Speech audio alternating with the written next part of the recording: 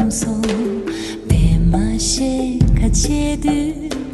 힐라디기 골초 내상 배마글라 람타링성 마사 배마닥 배신카